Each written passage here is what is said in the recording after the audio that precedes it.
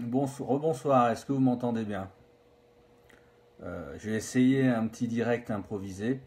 Par contre, j'ai besoin de savoir, donc c'est diffusion seulement sur Extrême Météo et non pas sur RTM. Par contre, la question c'est de savoir est-ce que vous m'entendez bien, tout simplement. Donc si vous m'entendez pas, je continue pas. Et si vous m'entendez, on va essayer de faire un petit point sur les prévisions notamment. D'accord Dominique, tu m'entends très bien. Donc déjà c'est une bonne chose.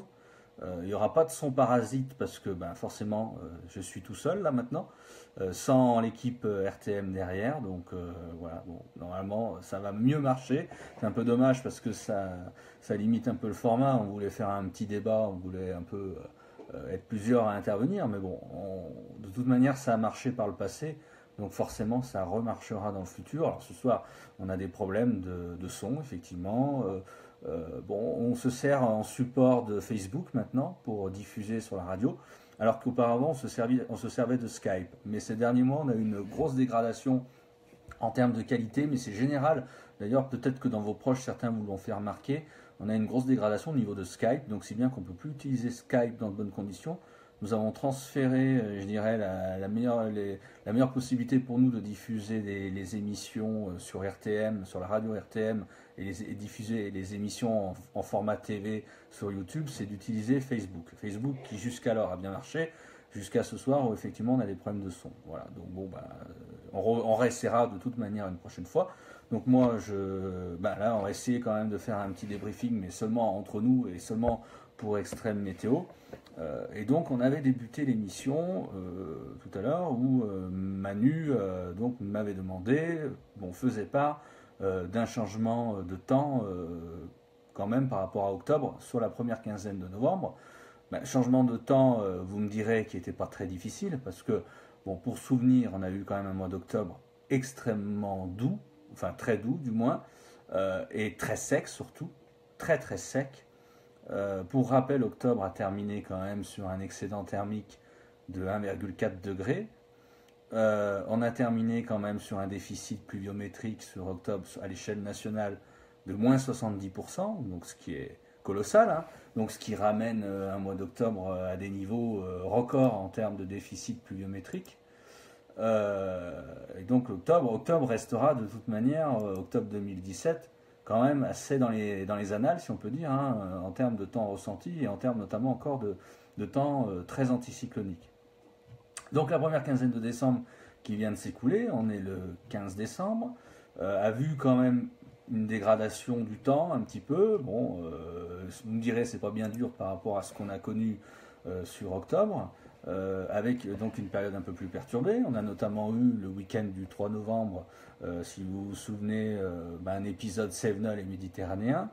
On a eu une perturbation, un front froid qui a traversé la France, et on a eu notamment également aussi le week-end dernier, début de semaine, là aussi une dégradation à travers un front froid aussi qui s'est diffusé à partir du nord jusqu'au centre-est de la France, avec, vous l'avez vu, pas mal de la pluie, parfois des coups de tonnerre, également de la neige qui est tombée de plus en plus basse altitude, comme on l'a vu ces derniers jours, et surtout ce violent épisode de vent donc de Mistral et de Tramontane, et de vent de nord-ouest en Méditerranée, avec des valeurs qui ont parfois atteint des valeurs importantes, quoi. Voilà, donc voilà, donc bon, ce qui fait que pour l'instant le mois de novembre est un peu plus perturbé que novembre, mais sachant qu'il reste perturbé quand même je dirais, dans des proportions raisonnables, quoi, hein, sachant qu'on part de tellement loin, donc voilà, donc c'est un petit peu ce qu'on souhaitait dire en début d'émission. Et donc voilà, concernant novembre, après maintenant, le tout, c'est vous allez me dire qu'est-ce qui se présente devant nous, qu'est-ce que les modèles nous proposent. Eh bien, les modèles ne nous proposent pas quelque chose de forcément réjouissant dans les prochains jours et dans les prochaines semaines. Alors effectivement, ça a pas mal bougé, comme on dit, à l'échelle hémisphérique. C'est vrai que souvent, quand on regarde les modèles météo, on essaye de prendre de la hauteur, de regarder à l'échelle hémisphérique, notamment quand on approche de l'hiver, pour voir notamment l'état de ce qu'on appelle du vortex polaire aux hautes latitudes, près du pôle. On voit s'il a tendance à se concentrer. à se renforcer avec donc la mise en place des masses d'air froid à haute latitude, que ce soit à la fois on regarde bien sûr près du sol, mais bon, notamment en altitude et également aussi à partir de 12 km d'altitude au niveau de la stratosphère. Et donc on regarde cela notamment quand on arrive au mois de novembre, et on a vu ces derniers temps sur les modèles qu'on a un vortex polaire à l'échelle de la troposphère, donc en dessous de la stratosphère, qui a tendance à être chahuté et à avoir des difficultés à se former, à se concentrer, à se mettre en place avec ce qu'on appelle nous des pulsions douces qui l'attaquent, c'est-à-dire des pulsions anticycloniques. Donc je vais vous donner un exemple, vous allez voir tout de suite et comprendre. Je vais voir si je peux... vous allez voir tout de suite. Voilà. Je vais vous montrer.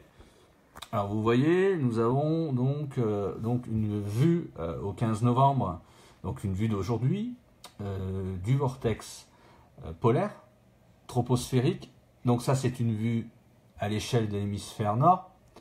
Donc on voit une concentration du vortex, notamment entre Alaska et en allant plus au sud de l'Islande.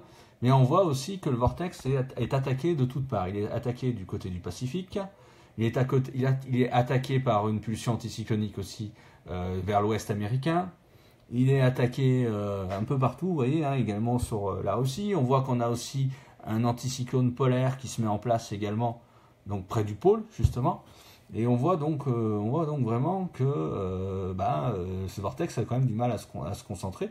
Et quand on fait un focus dans les prochaines échéances, donc on arrive, vous voyez, au 21 novembre, mardi prochain, on voit quand même qu'on a à nouveau une pulsion anticyclonique qui se met en place en direction du Groenland et qui a tendance à se diffuser d'ailleurs plus vers la mer de Baffin.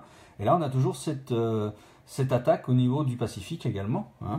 Et on voit quand même un vortex qui est largement attaqué. Vous voyez, on n'a pas un vortex uniforme comme on devrait avoir, notamment fin novembre, et renforcé et concentré comme on devrait avoir. Donc ce qui vient qu'on se retrouve avec une circulation que l'on appelle méridienne et non pas zonale. Alors, circulation zonale pour les néophytes, quand on dit une circulation zonale en météo, ça veut dire une circulation des masses d'air et des dépressions, notamment d'ouest en est, tout simplement. C'est-à-dire, circulation zonale, c'est-à-dire une circulation qui peut partir, par exemple, des États-Unis, enfin, notamment du Labrador, ce qui se fait couramment, en direction de la France, de l'Europe de l'Ouest.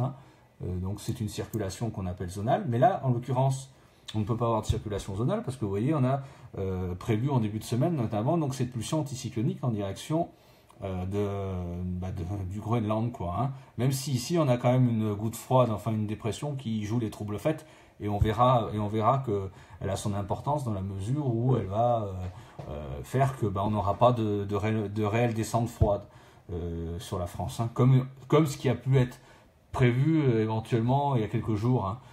Si vous avez l'habitude de suivre éventuellement d'autres sites météo, certains ont pu éventuellement vous dire que des conditions plus froides pouvaient apparaître la semaine prochaine, mais vous le verrez, ça ne sera pas du tout le cas. Voilà. Donc c'est un peu ça. Donc circulation méridienne, et on le voit notamment à travers la carte du jet stream. Le jet stream, donc qui fait le tour, je dirais, du globe, de l'hémisphère nord.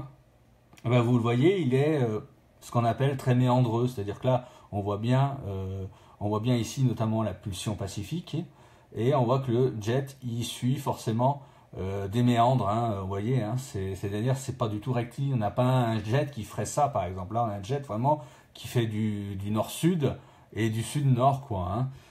Et c'est un peu valable également sur l'Atlantique où on voit un jet, vous voyez, qui ondule quand même très largement. Voilà donc un petit peu ce qu'on voulait dire. Donc bon, je sais pas si vous avez des questions ou pas, parce que le problème c'est que sur mon téléphone ça ne me met pas obligatoirement les questions. Donc je suis obligé de voir, parce que c'est bien de vous faire comme on dit, un exposé, mais si je vois pas les questions, il n'y a que 4. Donc n'hésitez pas à poser des questions, parce que le but c'est quand même de poser des questions. Donc voilà, donc moi je vais simplement vous faire un petit... Je vais vous remettre... Je vais vous mettre en position. Donc on va essayer de faire un petit état des lieux des prévisions dans les prochains jours. Vous verrez que, bon, vous voyez comme que les conditions anticycloniques se sont remises en place. Donc on a un anticyclone qui nous surplombe. Donc vous allez voir que dans les prochains jours, le temps va être assez morne. Ça commence d'ailleurs dès demain matin. Demain, on aura une France partagée en deux, plus ou moins. On aura une moitié sud, je dirais au sud d'une ligne Bordeaux-Genève, plutôt sous le soleil, hein, sous le soleil. De rares nuages bas et brouillards, quand même plutôt dans les vallées de la Garonne, la vallée de la Garonne, pardon, les vallées du sud-ouest en général. Par contre, au sud de ces lignes Bordeaux-Genève, demain matin, on aura quand même beaucoup de grisailles. Donc fréquents nuages bas, fréquents brouillards. Et donc peut-être un peu de soleil sur les reliefs, hein, mais au niveau du Morvan, au niveau des Vosges, au niveau du Jura, mais beaucoup de brouillard, éventuellement peut-être même quelques bruines au nord de la Seine demain matin. Donc voilà, donc un temps pas très agréable, mais bon, un temps d'automne, un temps typique du mois de novembre. Et au niveau des températures, on va retrouver quand même assez de disparité demain matin, parce que finalement, là où le ciel sera clair demain matin, on retrouvera des gelées matinales, notamment dans les vallées du Massif central. On pourrait descendre à -3, -4 degrés. Dans le nord Rhône-Alpes aussi, à Lyon, on pourrait descendre vers -1, -2 degrés en race campagne. Dans le nord-est aussi, éventuellement, quelques gelées, hein, peut-être entre 0, -1, -2 degrés. Par contre, sur le reste de la moitié nord, en raison de l'influence un peu plus maritime et en raison, je dirais, des nuages bas et du brouillard, on aura des températures qui, normalement, n'arriveront pas au stade de la gelée, hein, c'est-à-dire entre Champagne-Ardenne, Hauts-de-France, Île-de-France, Normandie, Bretagne. On devrait avoir des températures demain matin, je dirais, relativement correctes, entre 2 et 6 degrés. Voilà. Et donc, et sur la moitié sud aussi, dans le sud-ouest, là où on n'aura pas de nuages bas et de brouillard, on pourrait avoir aussi quelques gelées localisées dans certaines vallées du sud-ouest, notamment peut-être vers Toulouse, hein, -1, -2 degrés. Voilà. Donc il fera bien sûr plus doux au bord de la Méditerranée et en Corse.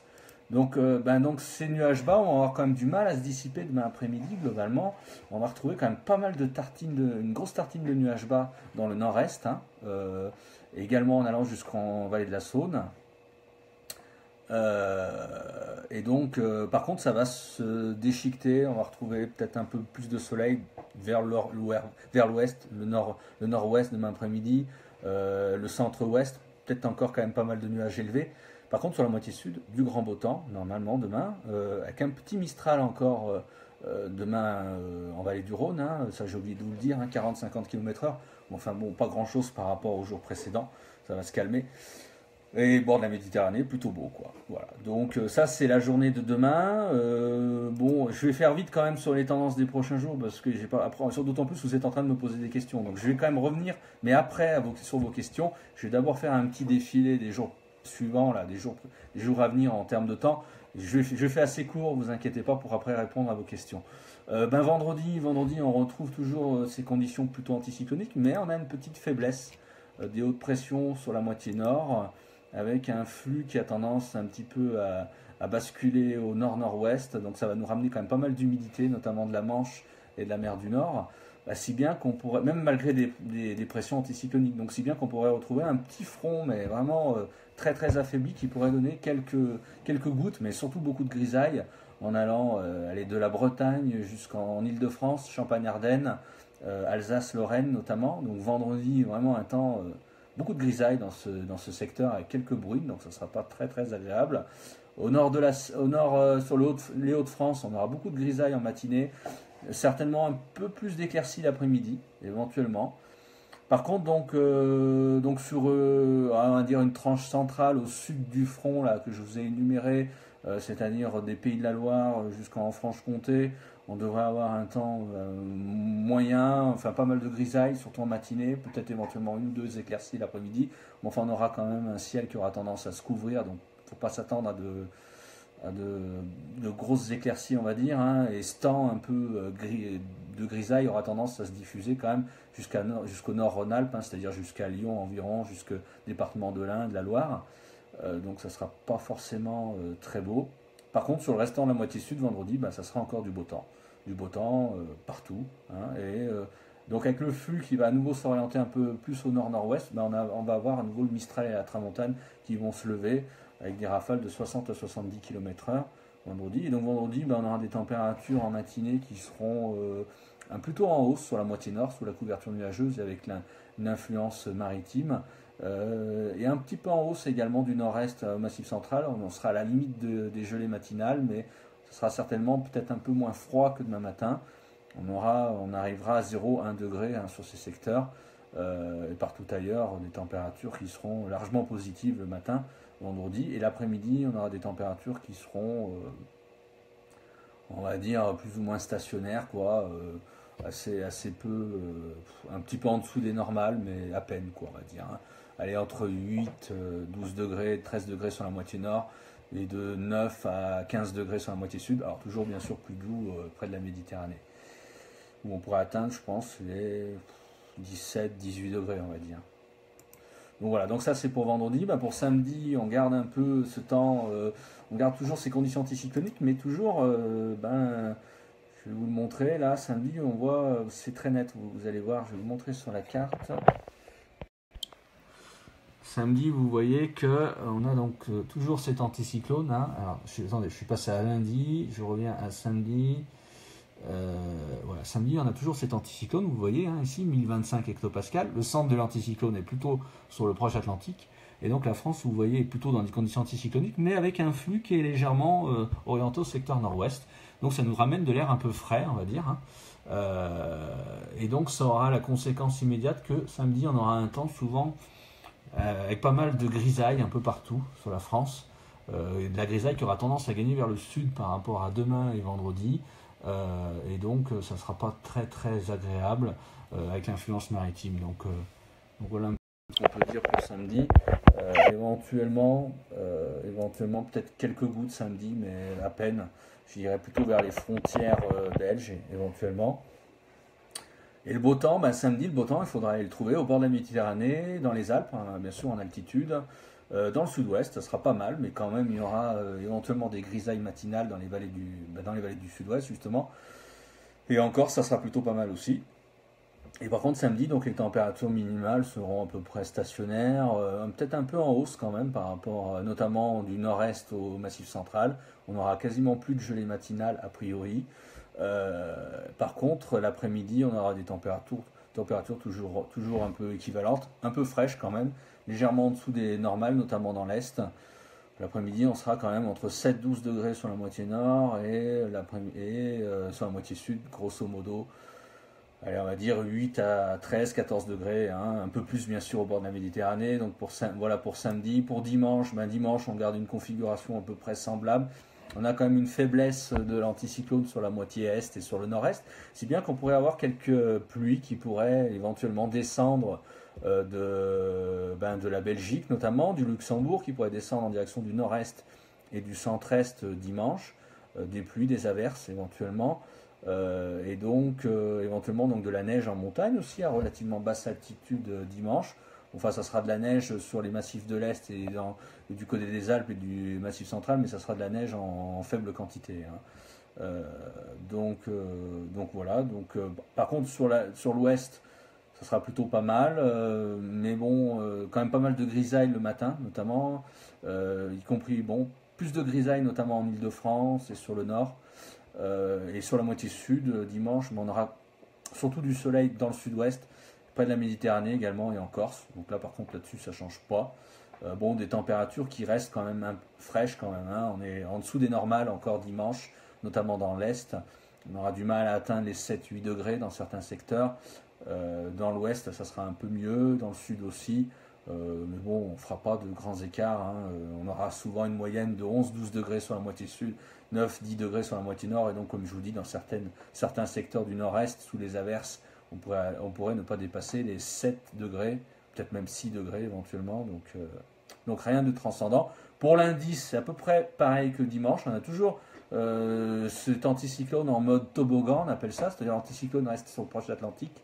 Il nous concerne un peu, mais pas complètement, donc si bien qu'on a un petit flux de nord-ouest sur la France, et on a des perturbations, ce qu'il en reste du moins, donc pas grand-chose, quelques scories pluvio-neigeuses, on va dire, qui descendent à partir du nord et qui descendent en direction du nord-est et de l'extrême nord des Alpes. Et donc lundi, on aura encore éventuellement quelques averses donc du nord jusqu'à l'extrême nord des Alpes, donc ça concernera également le nord-est, avec donc éventuellement de la neige à assez basse altitude. Et partout ailleurs, on aura un temps souvent mitigé, pas mal de grisailles quand même lundi sur toutes les régions, une grosse moitié nord, hein. Et le soleil se cantonnera surtout au bord de la Méditerranée et en Corse. Et pour les jours suivants, mardi, mercredi, pas de grand changement. On aura toujours a priori de dégradé nord-est, sud-ouest. Donc plus vous irez vers le sud-ouest et vers le sud, plus vous aurez du beau temps. Et plus vous irez vers le nord-est, plus vous aurez de la grisaille, quelques faibles pluies, éventuellement des ondes éparses, quelques gouttes par-ci par-là, notamment mardi et mercredi dans le nord-est. Éventuellement encore quelques flocons sur les massifs. Mais voilà, donc avec des températures qui auront tendance à être plus ou moins dans les normales. Ça va peut-être légèrement remonter un peu par rapport à dimanche et lundi. Voilà un peu la tendance, donc rien de transcendant, si on peut dire. Rien de transcendant. Un anticyclone qui reste à proximité, mais qui finalement laisse passer un petit flux de nord-ouest, notamment sur l'est de la France. Et donc voilà. Donc bon, avant de peut-être parler de la tendance à plus long terme, je vais essayer de voir pour répondre à vos questions, si elle veut s'apparaître.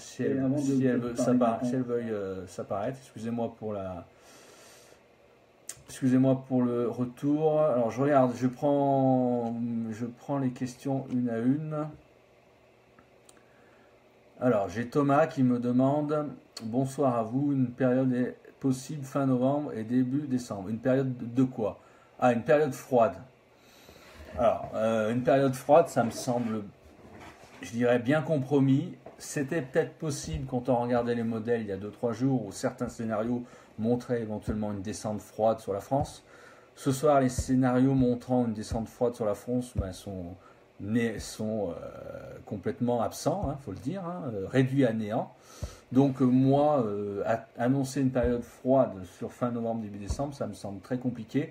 On voit clairement que la semaine prochaine, on a quand même un radoucissement, comme je vous le disais, qui va s'opérer notamment à partir du milieu de semaine. Alors, radoucissement qui reste encore à quantifier réellement, mais un radoucissement quand même. Et donc on va pas du tout sur du froid ou du frais, je dirais. Et donc ce radoucissement, combien de temps va-t-il durer? Ça après, bien sûr, on arrive à des échéances bien lointaines. Mais moi, je ne vois pas de période réellement froide avant un certain temps, quoi, hein. Donc moi, je pense qu'on va avoir une fin novembre plus ou moins un peu douce, quoi. Peut-être légèrement au-dessus des normales. On va passer légèrement au-dessus des normales alors qu'on était plutôt légèrement en dessous. Donc ça va du coup finalement égaliser plus ou moins la première quinzaine de novembre qui était déficitaire. On peut se retrouver éventuellement avec une dernière quinzaine de novembre légèrement excédentaire. Donc ce qui fait qu'on finira le mois avec un équilibre au niveau thermique, plus ou moins. Mais moi je ne vois pas de période froide avant début décembre. Après, concernant le mois de décembre, c'est une autre question, hein. Là, on rentre dans le domaine de la tendance saisonnière quand on va aussi loin. Et donc là, on verra, on peut avoir des périodes effectivement plus froides sur décembre. J'ai donc Frédéric qui me demande: à quand la pluie dans le Vaucluse? Eh ben pas tout de suite, c'est moins qu'on puisse dire. Donc comme je vous l'ai dit, on reste sur un temps assez sec et ensoleillé dans le sud dans les prochains jours. Et c'est valable également la semaine prochaine. Et donc il n'y a aucune perspective de pluie pour moi dans le sud jusqu'au 25 novembre au moins. Pour moi, c'est très très clair. Voilà. J'ai Olivier qui me demande: peut-on envisager un retour durable du sud-ouest perturbé avec enfin de la pluie? Eh ben non. Non, on ne peut pas l'envisager dans la mesure où les modèles ne montrent pas cela. Les modèles continuent à montrer plutôt une circulation méridienne, c'est-à-dire des échanges nord-sud, sud-nord. On a plutôt la semaine prochaine la remise en place d'un flux de sud-ouest, la semaine prochaine, en courant de semaine. Donc le même flux de sud-ouest qui va nous ramener plus ou moins de la douceur. Et ce flux de sud-ouest serait quand même relativement peu perturbé, éventuellement quelques faibles perturbations en deuxième partie de semaine sur la moitié nord, plus même peut-être vers le nord-est même, mais le moitié sud resterait quand même plutôt sous un temps assez correct en fin de semaine prochaine. Et à long terme, flux d'ouest, ça me semble difficile, les modèles ne le montrent pas. On voit malheureusement une circulation zonale, une circulation d'ouest qui se fait encore à haute latitude sur l'Europe du Nord. Et ça devient malheureusement une constante ces derniers mois et depuis maintenant plus d'un an où on a un mal fou à avoir un courant perturbé d'ouest. Et ce qui nous vaut du coup cette grosse sécheresse. Parce que pour rappel, on est quand même dans une situation de sécheresse très dégradée, une situation de sécheresse qui est sévère dans le sud-est et qui est quand même aussi assez préoccupante sur d'autres régions françaises, même si elle a eu tendance un petit peu à s'atténuer sur la moitié nord, mais c'est très très tendu, hein, on ne va pas vous le cacher, quoi, hein, donc, et malheureusement les prévisions ne sont pas très bonnes de ce côté-là, donc voilà, donc je n'ai pas de bonnes nouvelles à vous annoncer sur le retour de la pluie et sur le retour du flux d'ouest perturbé.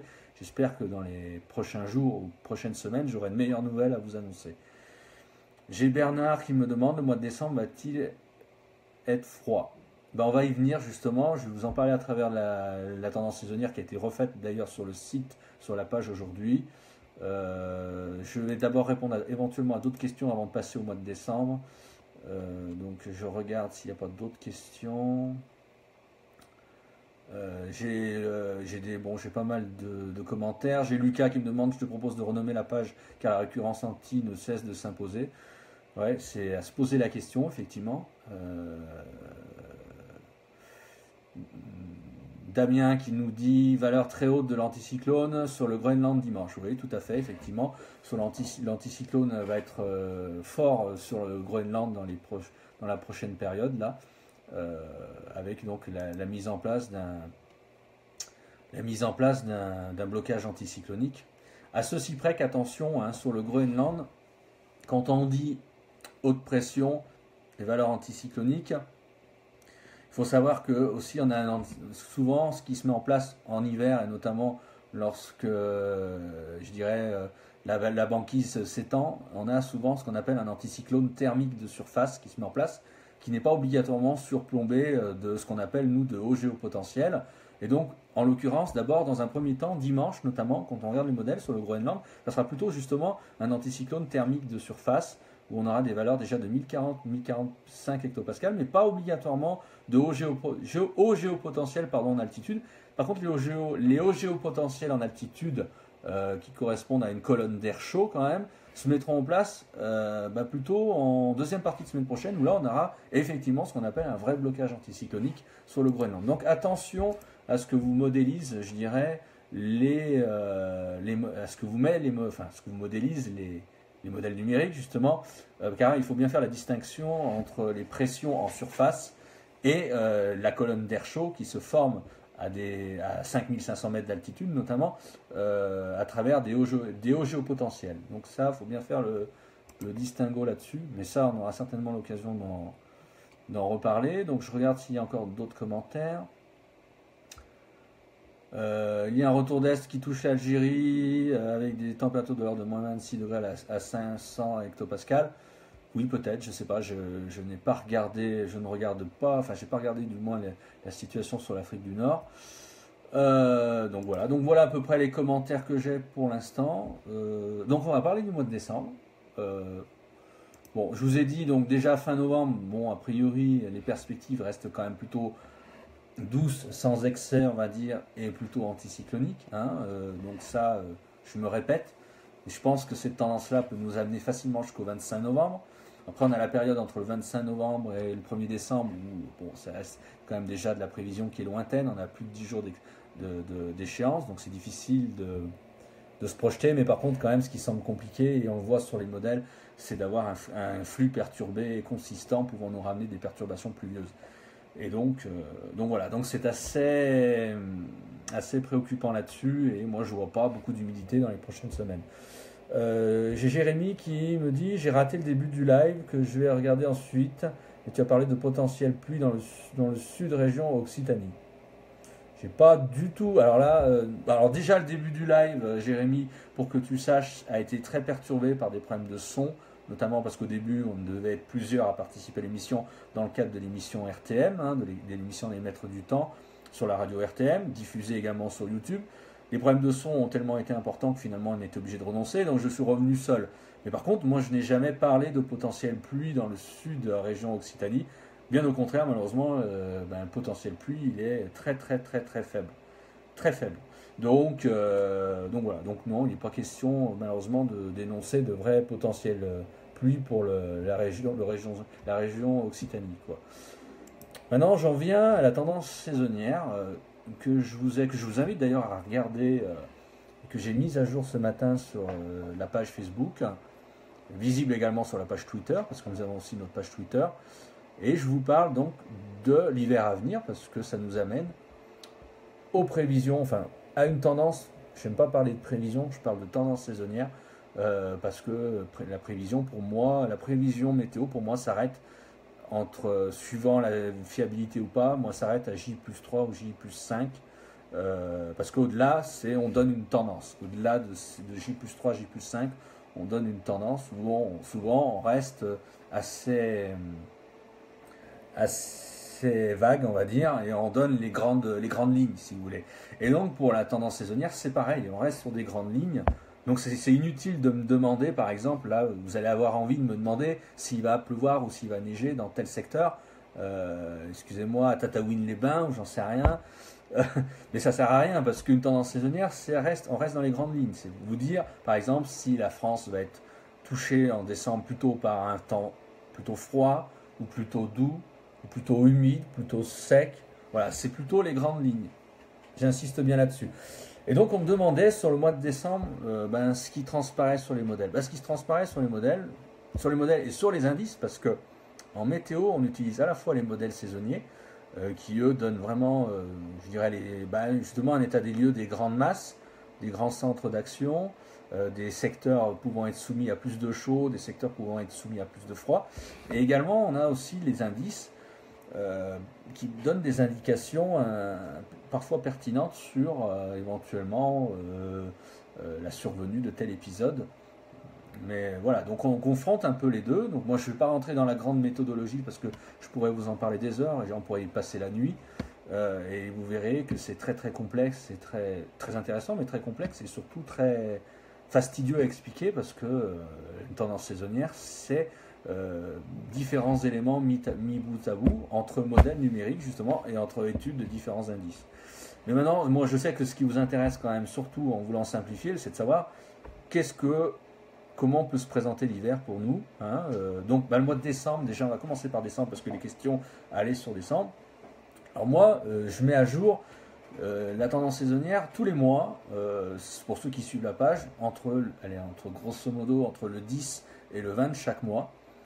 Et le mois de décembre, pour moi, garde une tendance inchangée depuis quelques mois. C'est-à-dire depuis quelques mois, nous indiquons que le mois de décembre pourrait être influencé par des hautes pressions. Et donc, je persiste. C'est-à-dire que le mois de décembre pourrait être influencé par des hautes pressions, donc des conditions plutôt anticycloniques sur la France, avec des dorsales fréquentes.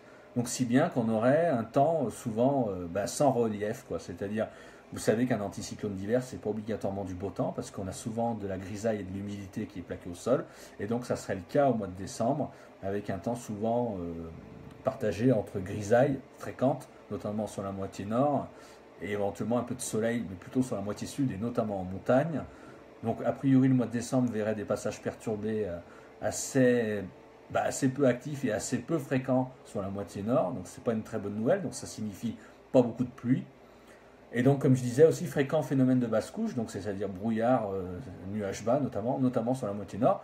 Donc, ce qui nous ferait un mois de décembre sans relief et très morne. Donc, je ne vous cache pas que j'aimerais me tromper.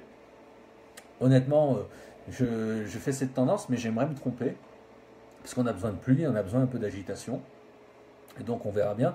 Et donc voilà. Et donc par contre, ça nous amènerait donc à des températures assez proches des normales, parce que qui vous dit phénomène de basse couche, brouillard, nuages bas, notamment sur une vaste moitié nord, ça vous dit que la journée, vous aurez peu d'amplitude thermique, donc ça restera quand même, ça peut rester relativement froid sous les brouillards ou sous les nuages bas. Donc on pourrait avoir quand même des températures au final, à la fin du mois, si ce scénario se produit, assez proche des normales.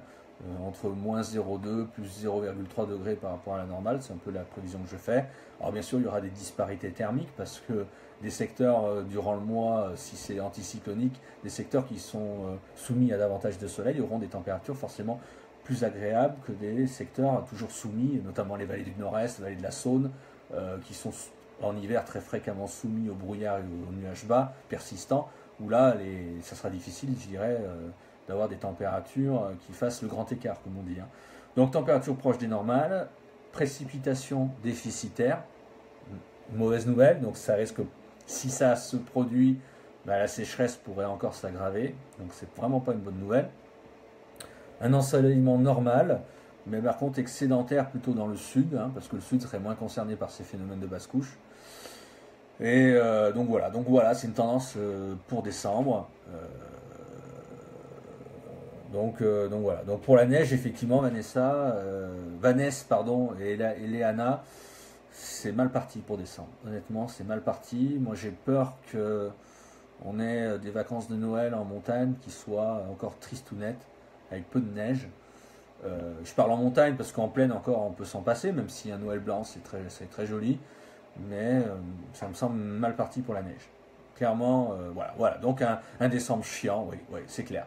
Un décembre chiant, et d'ailleurs comme dit Jérémy, qui ressemblerait à décembre de l'année dernière. Je ne sais pas si vous vous souvenez de décembre 2016, qui avait été justement qui avait été très sec, anticyclonique et frais, parce qu'on a vu pas mal de brouillard et de nuages bas. Et donc rien de très intéressant. Et malheureusement, c'est un grand classique du mois de décembre, parce qu'on retrouve énormément ces dernières années.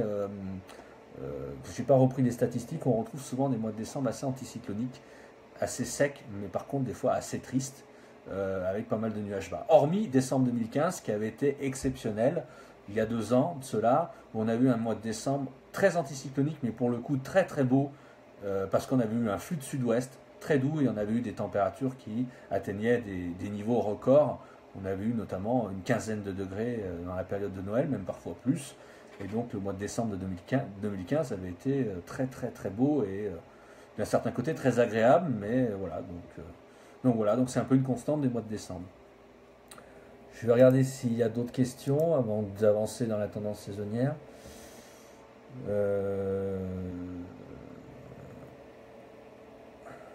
Ouais, bon, on est surtout axé sur le mois de décembre, effectivement. Alors maintenant, je vais vous parler du mois de janvier. Le mois de janvier, alors après, la fiabilité, elle baisse au fil du temps. Donc la fiabilité de décembre par rapport à cette prévision, elle est équivalente, si vous voulez, à 60, allez, entre 50 et 60% de chances que le scénario que je vous ai décrit se produise. Par contre, quand vous passez à partir de janvier, on est dans une fiabilité qui a tendance à baisser pour diverses raisons. Parce qu'on a souvent des modèles qui sont parfois en contradiction avec des indices qui sont plus favorables au froid.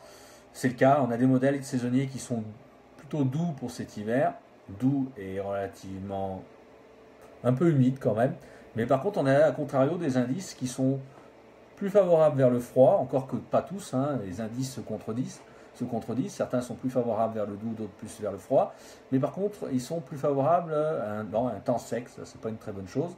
Et donc il faut essayer de trouver, je dirais, le juste milieu dans tout ça, par rapport aux grandes masses des centres d'action, entre anticyclones, dépression, voir le comportement entre éventuellement le vortex polaire, soit entre la troposphère, la stratosphère.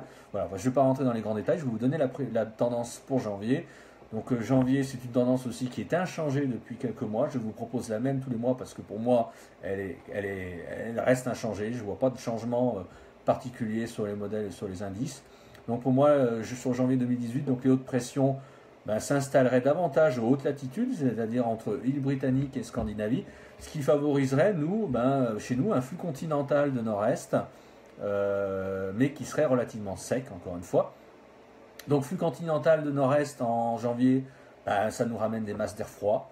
Donc ça peut être un Moscou-Paris par exemple, sur une petite période, et donc des masses d'air froid, mais par contre un temps relativement sec et relativement limpide, notamment sur la moitié nord. Par contre, du coup, retour d'est, les perturbations pourraient revenir, notamment près de la Méditerranée, en Corse et éventuellement le sud-ouest, et la neige pourrait tomber dans ces régions à basse altitude. Et donc je dirais que sur janvier, une vague de froid paraît même possible dans ces conditions, hein, donc sans être sûr bien sûr qu'elle puisse se passer réellement, quoi. Et donc des températures déficitaires sur janvier, a priori, de moins 0,5 à moins 1 degré, donc c'est quand même déjà assez froid quand même, hein.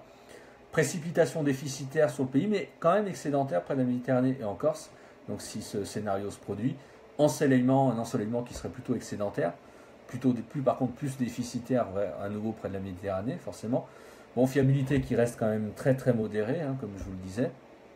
Donc à voir si ce scénario peut se produire. Voilà, donc j'ai pas vraiment de questions derrière, donc je continue parce que je vois que vous êtes de moins en moins nombreux à me suivre. L'heure tourne, donc c'est peut-être un peu à cause de ça. Donc février, par contre février continuerait a priori pas sur la tendance de janvier. Février, on pourrait retrouver un flux d'ouest qui pourrait se réinstaller sur le pays, véhiculant quelques perturbations sur la moitié nord. Par contre, la moitié sud, mauvaise nouvelle, la proximité des hautes pressions à nouveau, donc ce qui fait craindre à nouveau une période relativement sèche, et ça pourrait aussi contrarier l'enneigement en montagne. L'enneigement quand même qui s'annonce, si cette tendance perdure, l'enneigement qui s'annonce quand même en montagne assez difficile cet hiver. Donc température par contre du coup février avec une influence océanique, on récupérait à nouveau des températures excédentaires, de plus 0,7 à plus 1,2 degrés, des précipitations excédentaires sur la moitié nord, au gré des perturbations, déficitaires près de la Méditerranée et en Corse, ensoleillement déficitaire au nord, normal au sud. Voilà. Alors, pour février, une fiabilité encore une fois très modérée, hein, la fiabilité est modérée sur janvier, donc elle l'est aussi sur février, ça reste à voir. Bon, je vais jusqu'en mars. Mars, bon, ça reste quand même loin, où on voit sur les modèles que les hautes pressions auraient tendance à s'installer sur le proche Atlantique et nous concerneraient assez fréquemment. On aurait une tendance dépressionnaire par contre qui pourrait se mettre à contrario en place sur la Méditerranée. Donc on aurait des températures excédentaires en mars entre 0 plus 0,5 degrés. Par contre des précipitations normales mais excédentaires près de la Méditerranée, donc ça serait plutôt une bonne nouvelle si ça se produit. Ensoleillement normal, donc fiabilité par contre qui devient faible sur Mars. Voilà. Donc voilà un peu ce qu'on peut dire sur la tendance saisonnière. Je ne vais pas m'étendre plus, vous êtes très peu nombreux à me suivre maintenant vu l'heure. Donc bon, je ne vais pas parler dans le vide, sauf si vous posez des questions. Donc vous voyez qu'on a un hiver finalement assez standard qui pourrait se mettre en place, avec une période plus froide en janvier, mais par contre un hiver encore un peu trop sec normalement malheureusement, et on aurait besoin de pluie, et donc encore une fois j'espère me tromper.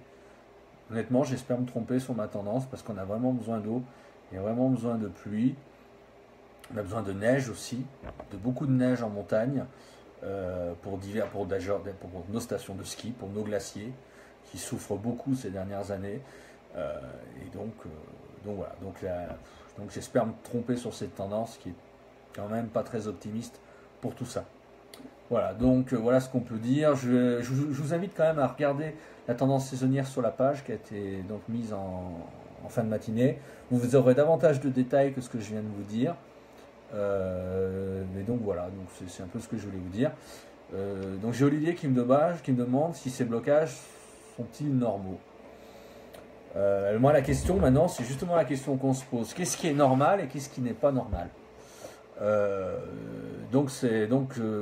gros Olivier, ça va pas vous avancer grand chose. Ma réponse c'est plutôt une interrogation qui engendre une autre interrogation. C'est qu'est-ce qui est normal et qu'est-ce qui n'est pas normal. On peut se poser des questions. Il y a déjà eu des blocages, effectivement, dans le passé, aussi longs, c'est vrai. C'est vrai, mais sur les statistiques, on en retrouve, hein, clairement, des blocages anticycloniques, mais dans des conditions où on avait un réchauffement climatique, où on n'avait pas le réchauffement climatique, clairement. Mais ça pourrait faire l'office d'une autre émission, parce que là, la question que vous me posez, Olivier, elle peut engendrer de 3 heures de débat, hein, facilement. On en a déjà parlé, notamment sur la radio RTM. J'en ai déjà parlé personnellement. Il y a plusieurs paramètres qui peuvent expliquer ces blocages. Quant à dire s'ils vont durer encore ou pas, je n'en sais rien. Et personne ne peut répondre à votre question. Et est-ce une manifestation du réchauffement climatique? Peut-être. Peut-être, parce que le réchauffement climatique engendre, on le voit, à travers des anomalies chaudes de plus en plus nombreuses sur la planète, que ce soit sur l'hémisphère nord ou l'hémisphère sud, engendre finalement une extension aussi des anticyclones, des hautes pressions.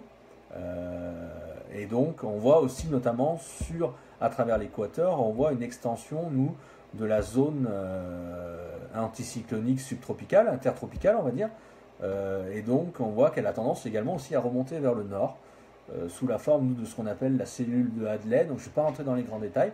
Et donc cette remontée de la zone de la cellule anticyclonique subtropicale, on la voit clairement ces dernières années.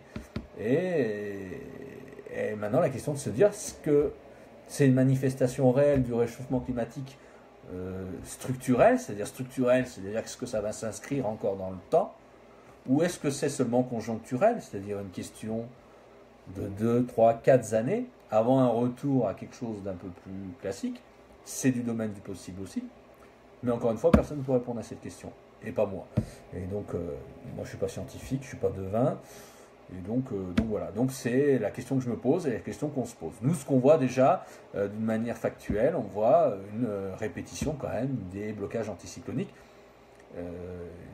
des conditions anticycloniques plutôt subtropicales, pour le coup, sur l'Europe, quoi, clairement, sur l'Europe de l'Ouest. Voilà. On verra. Donc on verra, on aura l'occasion d'en reparler dans les prochains mois, on va suivre. C'est vrai que la période à venir n'est pas très, quand je vous parle de prévision, de tendance, c'est pas très encourageant, parce qu'on voit quand même que les hautes pressions sont fixées ou pas loin de nous, ou quasiment sur nous. Donc quand même pas mal d'inquiétudes à ce niveau-là. Donc voilà ce qu'on pouvait dire sur cette question aussi. Donc, je ne sais pas si vous avez d'autres questions également, n'hésitez pas, je ne vais pas tarder de couper. S'il y a d'autres questions, je reste avec vous. S'il n'y a pas d'autres questions, je vais couper. Surtout qu'on a fait quand même un tour d'horizon des prévisions, un tour d'horizon également de la tendance saisonnière. Il y aurait tellement de choses à dire, encore une fois, on peut y passer des heures. Hein. On peut y passer des heures. Alors Jérémy, vous nous dites, j'ai cru voir parler d'une tempête qui se crée en Méditerranée derrière l'Italie, c'est signe d'une mer trop chaude pour la région. Pas nécessairement, donc c'est effectivement on parle d'un possible médicane, nous c'est ce qu'on appelle un médicane, donc une dépression à cœur chaud qui pourrait se former notamment effectivement dans le secteur de l'Italie, du sud de l'Italie, au sud de la botte italienne. Bon, ça reste encore à confirmer parce que ce genre de dépression est difficile à appréhender par les modèles, donc c'est pas encore chaud. C'est pas encore sûr, encore chaud. Vous voyez le lapsus, parce que je voulais vous parler de dépression à cœur chaud. Donc c'est effectivement une dépression à cœur chaud au sud de l'Italie qui a quelques caractéristiques, on va dire, des cyclones, mais qui ne sont pas des cyclones. Attention. Hein. Donc voilà, donc il faut bien faire le distinguo. Mais donc c'est pas obligatoirement le signe d'une mer trop chaude. Alors effectivement, il faut une mer chaude quand même pour supporter ce type de conditions et ce type de phénomène, mais pas nécessairement obligatoirement d'avoir une anomalie très importante. D'ailleurs, on voit dans la formation des systèmes tropicaux ou des dépressions à cœur chaud, on voit qu'il y a différents paramètres qui rentrent en ligne de compte et pas nécessairement que la température de la mer. On nous dit souvent que la température de la mer, bien sûr, sous les 60 derniers mètres est primordiale, c'est vrai. Mais pas seulement, il y a également d'autres paramètres et beaucoup d'autres paramètres. Voilà, donc voilà, donc ça on va le suivre. Ça a coupé là rapidement, j'espère que ouais, ça revient. Donc ça on va le suivre. Hein. Bon, j'ai pas eu le temps de tellement regarder la situation. Bon, c'est à suivre. J'ai mis une publication sur Extrême Météo tout à l'heure. C'est plutôt un report de publication à travers Météo Ville et à travers également des explications qui sont intéressantes sur la page Facebook Info Météo Belgique, nos confrères qui font un travail toujours intéressant. Et donc voilà, donc on va surveiller. Donc c'est un système qui pourrait donc se mettre en place entre Italie et Balkans d'ici 2 jours. Et donc si ça pourrait supporter effectivement une tempête, parce que on voit qu'on a éventuellement des vents moyens qui pourraient être de l'ordre de 80 km/h et des rafales de 120 km/h dans le secteur. Donc ça pourrait secouer entre l'Italie et les Balkans, avec un système, donc ce système, cette dépression à cœur chaud possiblement, qui pourrait atteindre éventuellement après l'Albanie et le nord de la Grèce, mais tout en s'affaiblissant. Donc voilà. Donc on va suivre ça, on va regarder ça. Voilà. Voilà, donc voilà ce qu'on peut dire sur ce Médicane. Si vous avez d'autres questions encore, avant que je coupe éventuellement. Probable Médicane samedi, oui, on va dire assez probable, encore une fois. La prévision de ce type de phénomène n'est pas si évidente que ça, il y a quand même pas mal de loupés, pas mal d'incertitude, donc on ne sait jamais, hein. Il suffit d'un déphasage d'un paramètre pour qu'on se retrouve avec une dépression qui ne soit pas à cœur chaud. Donc voilà, encore pas mal de méfiance sur cette prévision. Donc voilà, donc c'est à peu près ce qu'on voulait dire. Donc bon, voilà, ça remplace pas complètement. Voilà, en tout cas, merci de m'avoir suivi. Bon, ça remplace pas complètement une émission sur RTM qui est plus conviviale, plus interactive, avec davantage de débats. Mais bon, c'est mieux que rien, on va dire quoi. Mais bon, comme ce soir, on ne pouvait pas faire une émission dans de bonnes conditions, malheureusement, on a été obligé de passer par ce direct improvisé. Donc encore une fois, la page, je vous ai laissé, pour ceux qui ont l'habitude de suivre, la page fait Extrême Météo va essayer de reprendre une activité un peu plus normale dans la prochaine période, malgré le manque de disponibilité, notamment me concernant.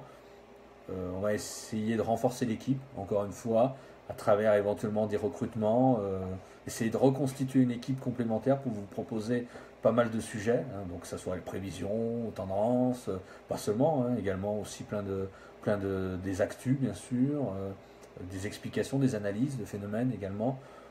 C'est en cours, on essaye de discuter, on essaye de voir comment on peut renforcer l'équipe et comment on peut à nouveau rendre vraiment vivante cette page, hein. Elle l'a été, elle l'est un peu moins maintenant par manque de disponibilité, c'est compliqué. C'est compliqué de... Finalement, on ne se rend pas compte à quel point c'est compliqué de tenir un site internet, une page météo, quand on fait du contenu. C'est vraiment compliqué, quoi. On croit que c'est facile, mais le manque de temps, les impératifs professionnels, enfin les impératifs familiaux, bien sûr. Et donc c'est compliqué. C'est compliqué, mais on va y arriver, ça mettra le temps. Voilà, on va prendre le temps je dirais, de bien mettre en place tout ça et de bien faire revivre la page. Et après, voilà, on espère arriver à à nouveau quelque chose de sympa. Voilà. Moi, mon but, c'est de ne pas être seul aussi à m'occuper de la page, parce que c'est trop lourd pour une seule personne, notamment pour une page, je dirais, qui a toujours voulu être pédagogique, à faire de l'analyse, vous expliquer le pourquoi du comment, de tel phénomène, de tel processus. Et donc, pour une personne, c'est devenu trop lourd, quoi, hein. Donc voilà, même s'il y a des personnes qui sont avec moi depuis quelques mois aussi pour m'aider, mais qui ont aussi pour m'aider et puis surtout apporter leur contribution, même si je dirais que ils ont leurs emplois du temps aussi qui sont chargés, et donc c'est logique, hein. Je pense notamment à Gwenaël par exemple, qui vous a proposé des tutos, notamment des tutoriels sur tout ce qui est rafale descendante, tornade également, tout ce qui est phénomène venteux, phénomène convectif mais aussi, hein, dans le passé. Donc voilà, donc je suis bien entouré, hein, mais bon, malheureusement, les journées ne font que 24 heures et c'est compliqué, même à travers notre passion, de pouvoir être toujours communicant et toujours vous proposer je dirais des actus, des analyses, des explications et différentes choses. Voilà. Voilà, bah écoutez, je pense je pense qu'on a à peu près fait le tour. En tout cas, je vous remercie. Je vois que j'ai énormément. Je peux pas je peux pas répondre à tout le monde, mais j'ai énormément à travers vous et je vous remercie de messages d'encouragement, de messages de remerciements. C'est plutôt moi qui vous remercie. Donc voilà, donc ça fait bien plaisir. Également à travers, je voudrais remercier aussi à tous ceux qui ont laissé des messages d'encouragement à travers une publication que j'ai faite tout à l'heure où j'expliquais justement que la page allait repartir. Je remercie également tous ceux qui ont, ils sont quelques-uns à avoir fait des messages en privé ces derniers temps en encourageant, je dirais, à la survie de la page, on va dire, hein, et bon voilà, ça fait plaisir, quoi. C'est sûr que c'est pour nous c'est notre passion, ça nous fait plaisir, mais c'est surtout pour vous qu'on continue, quoi. Parce que bon, faire ça juste pour soi, on peut le faire différemment, je dirais, hein, donc, mais c'est vraiment pour vous qu'on fait et c'est vraiment intéressant. Et encore une fois, merci beaucoup. Voilà. Donc, écoutez, sur ce, je vais couper et puis je vous dis à très bientôt, à très vite. Passez une bonne soirée. Merci beaucoup.